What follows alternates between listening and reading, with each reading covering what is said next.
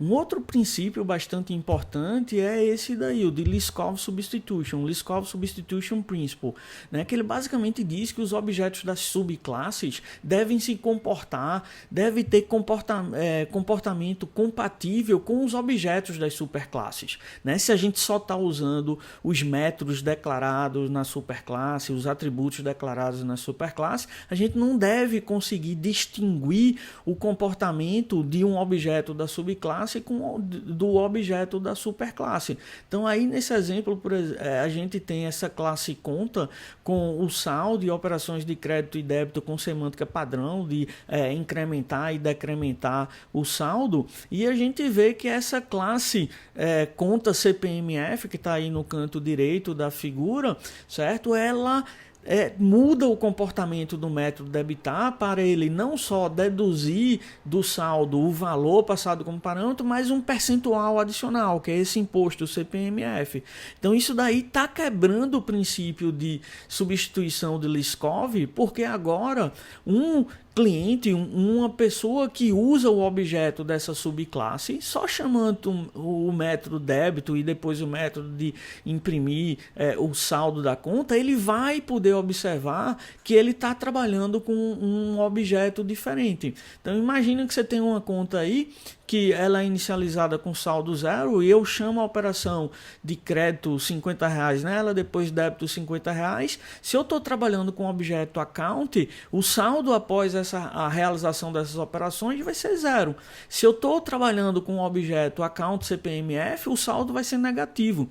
Então, uma pessoa, um usuário, um cliente dessa classe aí, ele pode observar a diferença de comportamento, que com a sequência de determinadas operações, a mesma sequência de operações, um objeto da classe conta vai se comportar de forma diferente de um objeto da classe conta CPMF, né? Os clientes podem perceber essa diferença no comportamento de um objeto da subclasse em relação ao objeto da superclasse, tá? E isso é ruim, quebrar Liskov é ruim porque tem uma consequência negativa na manutenção do sistema. Então imagine um código como esse que está aí do lado esquerdo, onde eu invoco uma operação de crédito, invoco depois uma operação de débito, né? E baseado na declaração da classe account, né? Baseado no comportamento dos métodos implementados nessa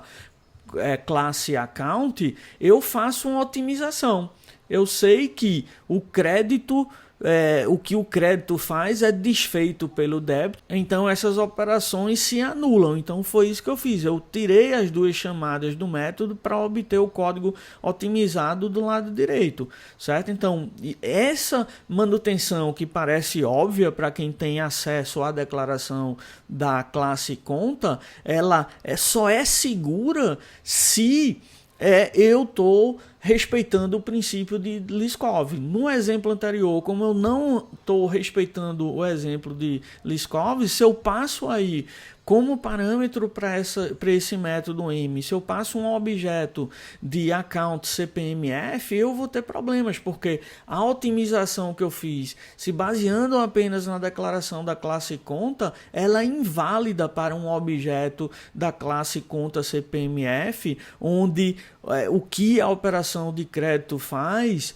não é exatamente desfeito pela operação de débito. A operação de débito, ela reduz o saldo, então ela vai aí deduzir um valor V do saldo da conta mais um acréscimo que é o do CPMF. Então a otimização que eu fiz se baseando apenas na declaração da classe conta, ela não é válida nessa situação. Então se eu quebro o princípio de substituição de Liskov, o LSP, o que eu vou ter que fazer é para qualquer otimização simples, mesmo uma dessa daí que está ilustrada na figura, eu vou ter que analisar todas as subclasses de conta, porque pela noção de subtipo eu posso passar aí como parâmetro um objeto de qualquer subclasse de conta.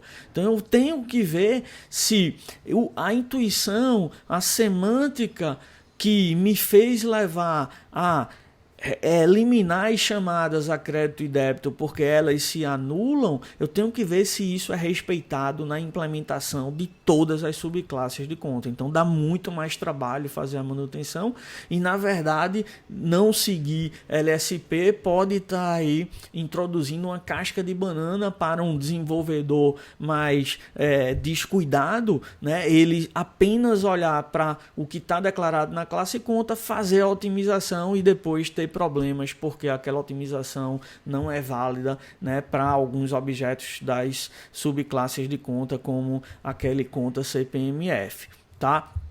Então, a gente nesse caso daí poderia resolver a situação introduzindo uma classe abstrata, fazendo com que a classe conta seja uma classe abstrata. Então a gente estaria movendo o comportamento do método débito da classe conta para uma subclasse, que a gente está chamando aí de conta padrão, standard account, certo? Então essa é a ideia aí, para evitar que um objeto de uma subclasse mude o comportamento de um objeto da superclasse, a gente moveu o comportamento de débito da superclasse para uma classe irmã de conta CPMF. Certo? Então, dessa forma, registrando o método débito na classe conta como abstrato, a gente diz que a gente não pode assumir nenhum comportamento sobre ele. Certo? Que todo o comportamento dele vai ser definido nas subclasses. Então, com base nisso, a gente resolveria o problema, eliminaria a casca de banana introduzida antes, né, indicando claramente que esse método débito não tem comportamento associado. Então, se não tem comportamento associado, uma possível otimização como essa não poderia ser feita. Né? Porque com base agora na classe conta, se mesmo o desenvolvedor descuidado for olhar só a classe conta, ele vai ver que lá nessa classe conta o método débito não tem um comportamento especificado. Então ele não tem a mínima ideia do que esse método débito vai fazer. Em cada subclasse pode fazer uma coisa totalmente diferente. Então, com base nisso, ele não pode fazer o que seria uma possível otimização na cabeça dele, né? Então, como a declaração do método é abstrata, não pode esperar nenhum comportamento específico daquele método. Tá? Mas então esse é um princípio importante, né? Os objetos das subclasses têm que se comportar como os objetos das superclasses, usando os métodos e atributos disponíveis na superclasse, mas isso não quer dizer que a gente não possa redefinir métodos, tá? A gente pode sim redefinir métodos e ainda assim respeitar a Liskov, desde que seja adicionando novos métodos na classe, adicionando novos atributos e mudando a semântica de alguns métodos, mas apenas com respeito a esses atributos novos.